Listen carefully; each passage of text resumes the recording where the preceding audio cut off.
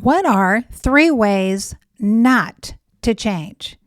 Even though we keep hearing that these things lead to change, the reality is they don't. What are they?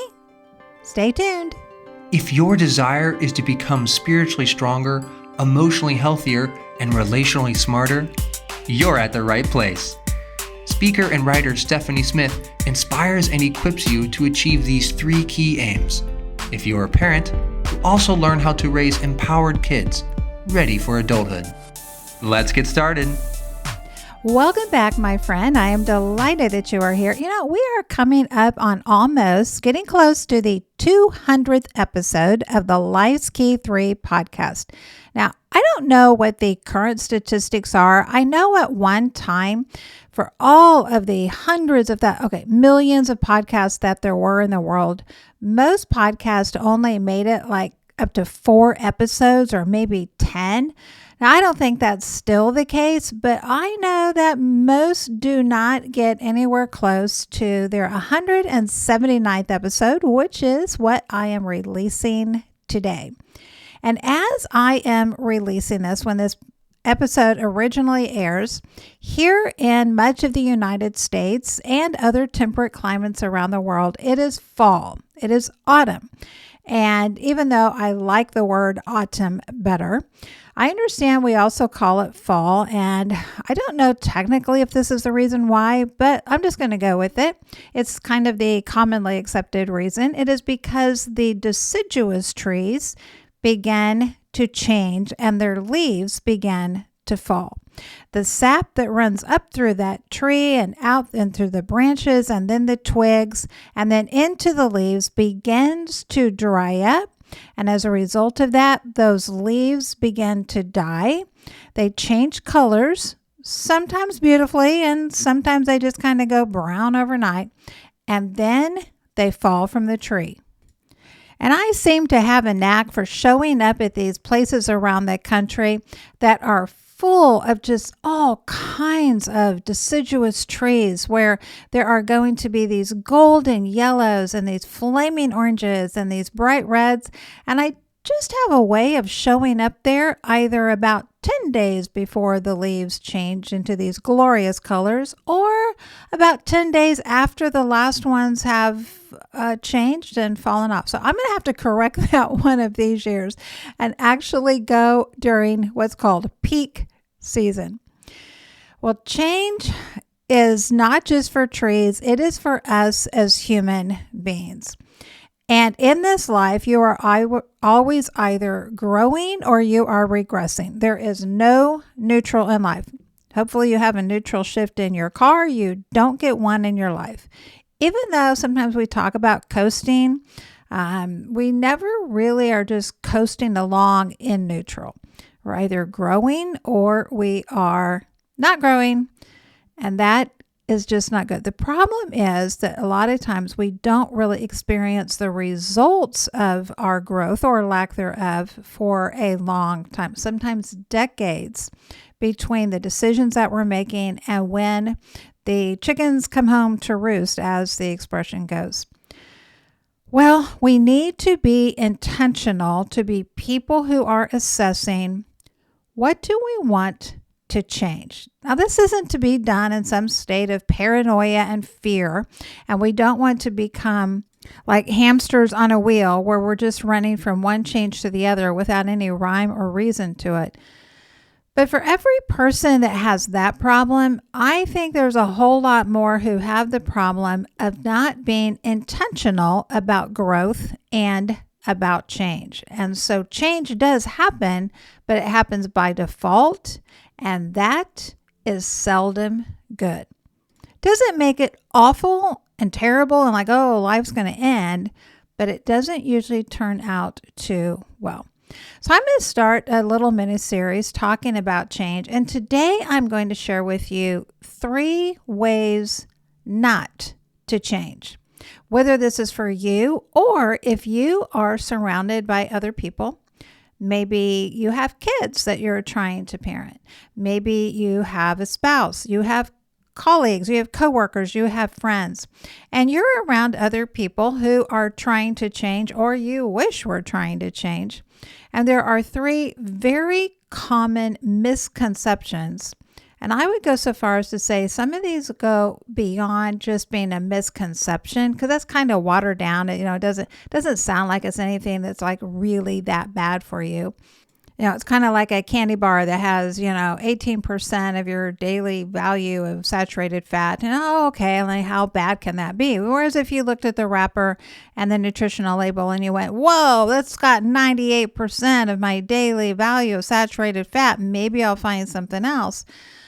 Well, a misconception can sometimes feel like, it's 18%. Well, how big of a difference can it make? But added up over time, those misconceptions can become truly devastating, if not for us, for other people. So what's the first common misconception that we have about what causes people to change? The first is information. Now, to be certain, if we are going to change, we need to have some information, either about why or how or when to do it.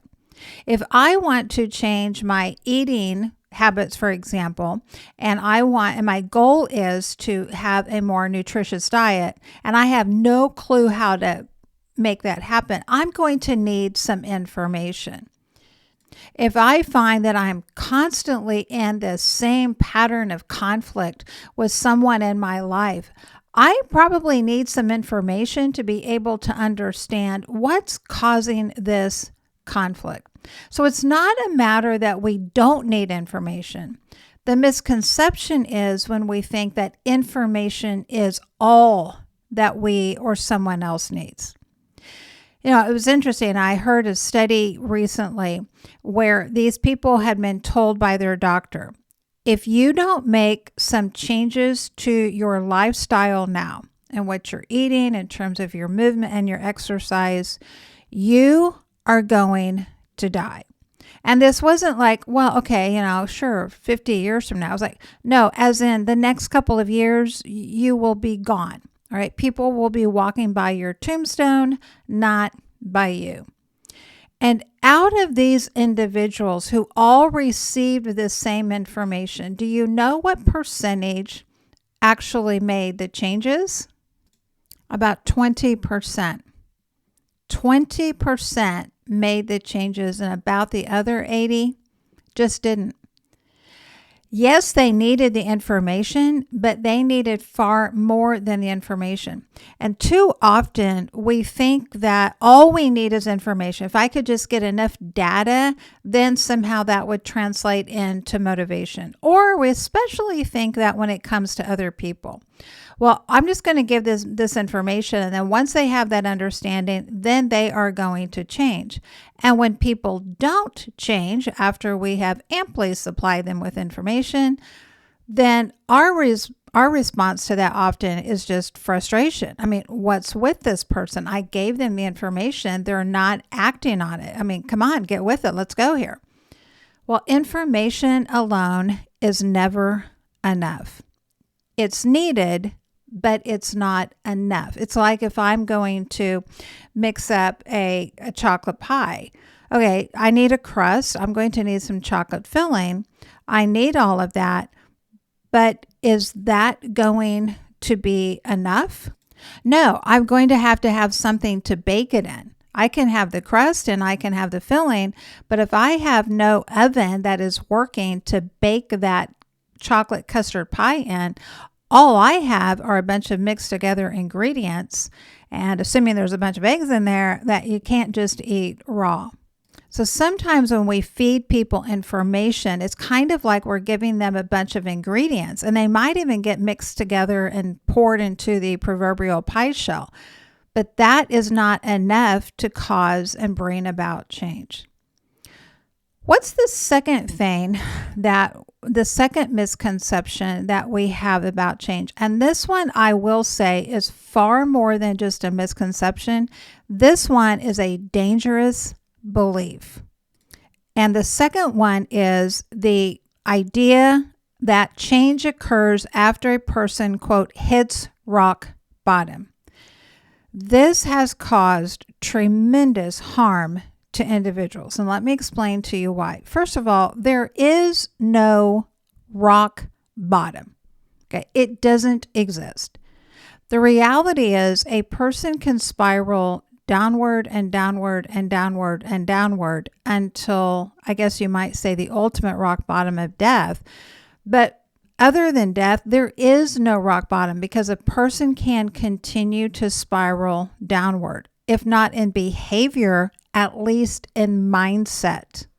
So it's not like there's this fixed place that if a person gets to that low level, all of a sudden has some power that prompts someone to change. It does not exist.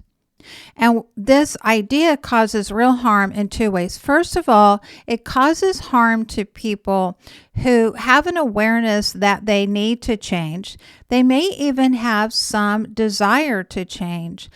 But what can keep them from actually taking the steps to change is to keep this. Well, I guess when I hit rock bottom, that's when all of a sudden all of this massive amount of internal motivation is going to come exploding through my body somehow, and like it's just going to transform me.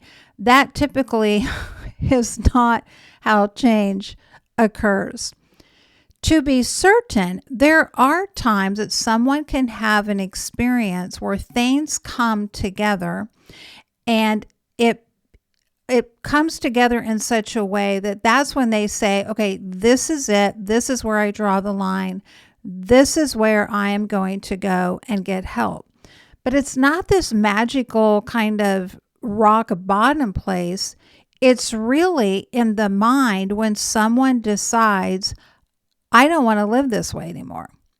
This is not who I'm going to be. This is not how I'm going to take ownership of my life. This is not how I'm going to show up in the world.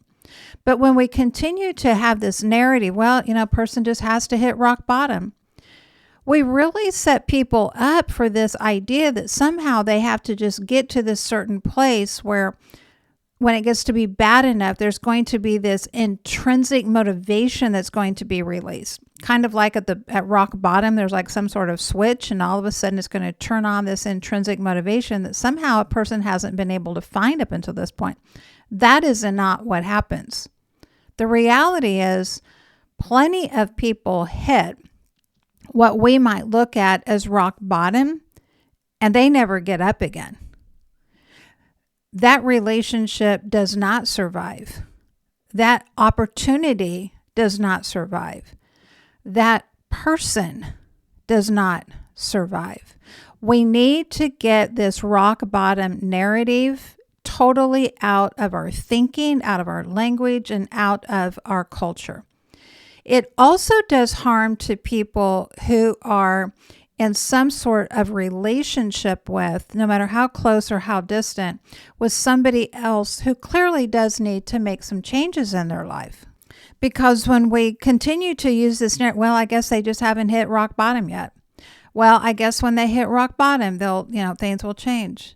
Well, I guess I just kind of have to wait until they hit rock bottom. What? Where did this come from? No. And so what that can do is it can either excuse us from taking steps to help someone, or even if that is not what we need to be doing, it fosters a mentality within us that we're just kind of helpless over here, that we have no power to influence.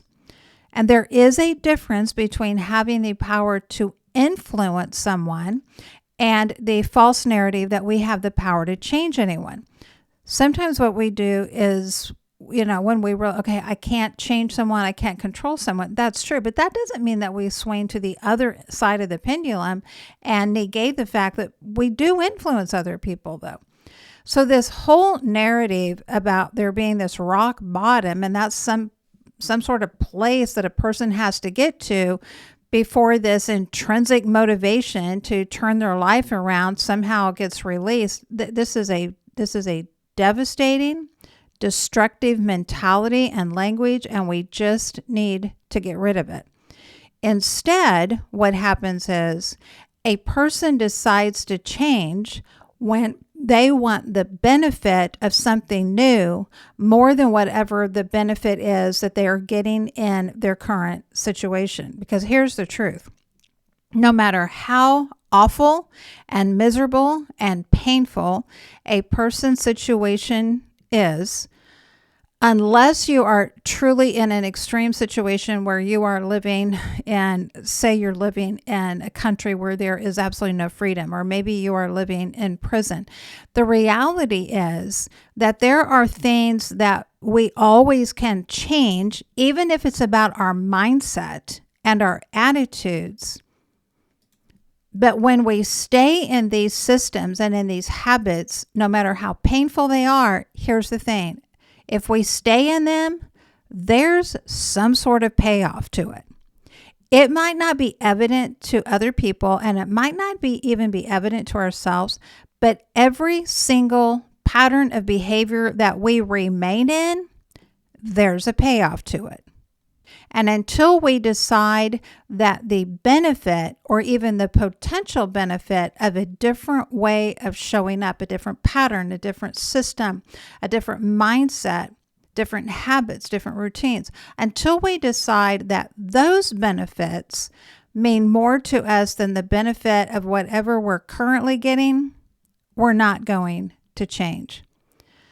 So, we don't need to wait for ourselves or somebody else to hit some phantom place called rock bottom before we make the choice to change. Okay, what's the third way that we often think that people change? And it really turns out to be very destructive. It is the word shame. Now, culturally, we've seen this pretty wide swing from, at one time, it was an incredibly shame-based culture, to now where it's like shame has become like there's no room for not an unhealthy kind of shame. Like there's nothing to be ashamed of. Like, hey, whatever I want to say, whatever I want to do, however I want to behave, however I want to show up in the world, hey, as long as it's me, there's absolutely not to be any shame attached to any kind of behavior. Well, that's just ridiculous. But there is a difference in recognizing behaviors and mindsets and things that we engage in that ultimately bring about shame or shameful consequences because we're not living aligned with the way that God has designed us, and being motivated by shame, thinking that, if I can just shame myself enough, then I'm going to change. If I can just berate myself enough every time that I step on that scale, then I'm going to be motivated to not eat that candy bar at 3:00 in the afternoon when I'm tired and my blood sugar is down and it's sitting right there on the bowl on my kitchen counter or on my desk or in the break room at work. Okay, we are not going to say no to the 3:00 candy bar because we shame ourselves into it. That doesn't mean shame doesn't have power. Shame is one of the most powerful forces there is in the human existence. And can it be motivating? Yep, it can be. But here's the catch. For a while, it is not sustainable in the long term if you want to be a healthy person. Now, if you want to be an unhealthy person, or you want to raise unhealthy kids, or you want to have unhealthy relationships, then shame away. Because you can be incredibly motivating to yourself or to somebody else, but it is going to come at a cost of relationship. It's going to come at a cost of joy, of peace, of acceptance, and ultimately it's going to come at a cost of growth. It will cap your growth and your ability to change because we are not wired to change based on nothing but berating and shame. That does not mean that there are no shameful behaviors. The Bible is very clear that there are behaviors and there are thought processes that we should feel a sense of shame with. But the difference is that when we do that, that is conviction. So that it's like God's warning system to say, hey, you're not aligning here with how I've designed you to function. And so then the call is to come back into alignment. It's not to say, okay, therefore, let's just keep adding on more and more shame, because then eventually you're going to work yourself into a place of grace and wholeness. No. The shame is designed to lead us to repentance, not to just stockpiling more and more shame. This is a mistake that parents often make, and it is to think, if I just let my kid know how bad their behavior is, if I just make them feel badly enough about how they're behaving, then they're not going to want to act that way. Now, here's the thing. It might work with some kids for a while in terms of behavior modification, but we should never be after simple behavior modification, either in our own lives or in the lives of our children. What we want is heart change, not just external modification. But to be certain, it is always easier, whether we are dealing with ourselves or kids or somebody else, to just look at behavior modification than it is to look at the heart. But when we do the harder and the better thing, we and everybody else around us comes out so much better. Recently I had someone who asked me about a child who was being unkind, to an animal. And this was totally out of character for this child. And the normal response, in situations like that often would be to just get onto the child and just tell them how bad their behavior was and how wrong that was and how they shouldn't do that. And they should just feel terrible about that. And that might stop that child for a while, but it's not going to give the parent any clue as to what's prompting that behavior. And it's also not going to teach the child self-awareness for them to have to be a little bit more aware, to learn to be aware of why they are acting the way they are. And then later on, there was a conversation that this child had with their parent. And that's when the child, was a very young child, by the way, but the child identified and recognized that they were feeling jealous because of the amount of time that the parent had been spending with this family pet. Now, that is huge. That's the kind of self-awareness that can clue, first of all, it begins to develop self-awareness in that child to be attuned to, okay, this is what's prompting my behavior. It also can attune the parent into, okay, this is what's going on into the heart of the child and not just the external behavior. Now, does the behavior need to be addressed? Of course, you don't just say to a kid, hey, okay, go ahead, just be as mean as you want to the animal. Of course, we don't do that. But it's like what I said at the beginning with information. Do we need information to change? Absolutely. But by itself, it's not enough. There are behaviors that we need to address with our children or ourselves, with a coworker, with an employee, and any number of different settings that we might be in. There certainly can be behaviors that we have to address. But if we stop at the behavior, then we're not really going to have the kind of long-term change that we really want to be looking for, and that's heart change. So we want to get curious, and we want to look to see, okay, we have the information, but we need more than that. Okay, so we're going to be talking a little bit more about change in the little mini series here, but three things that we want to be aware of, and a couple of things that we want to stop doing, we want to stop talking about, we want to change our mindset about. Number one, information is necessary, but it's insufficient. It takes more than information for ourselves or anybody else to change. Number two, get rid of the idea that rock bottom is what fuels change. It doesn't. And number three, We need to move away from using shame as a way to motivate change, not because it's not effective, if you want to look at it in the sense of behavior modification, but it's not effective in terms of heart modification. All right, my friend, that's going to wrap us up here for today. Hey, if you haven't already, hop over to the website, stephaniepresents.com. Sign up for High Impact, my weekly newsletter. And while you are there, check out the speaking engagements that I offer. And I have some of those topics listed on the website. You can kind of get an idea of some of the different topics that I do speak about, do for women's events and also for parents. But I always am open to request for custom topics. Maybe you are part of a church or you're part of a school or a homeschool group, and your community has a particular need. Reach out. Let's chat about it. I always commit that I'm not going to speak on something that I'm not qualified and capable for. So it's not a matter that I'm going to speak on. I'm not coming to teach you how to make a chocolate custard pie, all right? Not because I can't, but that is not my wheelhouse.